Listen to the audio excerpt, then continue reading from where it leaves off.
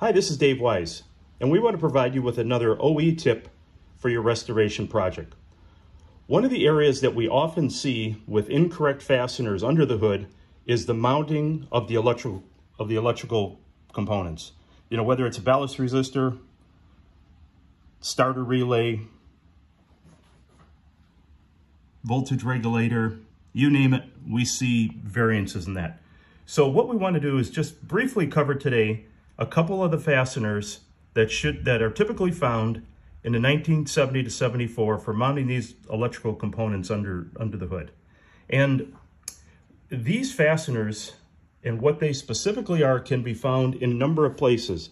Either our Dodge fastener manual, our Plymouth fastener manual, our e-body fastener manual, our truck manual. All of those have very clear images and illustrations of the fasteners, the fastener types. So you'll typically find for either common mounting, whether it's a ballast resistor, voltage regulator, starter relay, control valves, Knox valves, etc.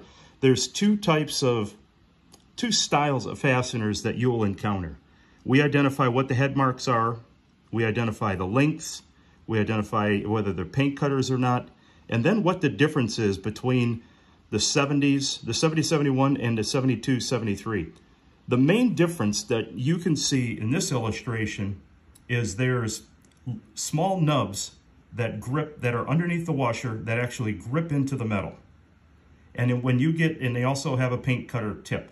So when you get into the 70 to 74 models, 72 to 74, sorry, you'll see that they have the same grip teeth under the washer, except the profile of the washer is slightly different.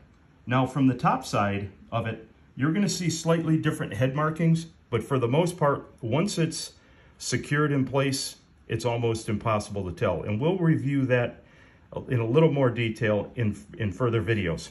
So what I want to do is point out the actual fasteners that we have here.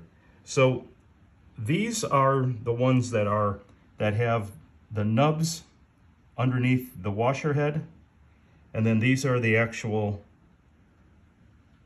fasteners that we pulled from some survivor vehicles. You can see the head marking, and when you get into the 72 to 74, they tend to have a point on them. The head markings are similar. The washer, again, is completely different than the others. The other area the reason that this is so important is when you get into the electrical grounding. Now, certainly the grounding is a challenge with older electrical systems, you know, that aren't as efficient as the modern ones of today. So certainly we talk about just what to pay attention to and what type of fasteners will provide you with the best ground for depending on the harness that you're working with. We'll cover these in more detail in upcoming videos. One other thing we want to point out in this OE tip for today is when you're looking for ballast resistors. This is the two-prong style. There's a part number on the top of the ballast resistor. Often when you're buying aftermarket ones, they may appear to be proper, but as you can see, there's no part number. The shape of them, very, very similar. When you look at the actual insulator, they're slightly different, but once they're bolted up to the car, they're very challenging to see that part number. So like we do when we are performing our OE judging, we look for that part number to grade the car accordingly. So if you have any questions, please reach out to us and stay tuned for more OE tips and other videos like this. If you like this information, please subscribe to our channel. And if we can be of any assistance, again, please leave comments. This helps us improve our content.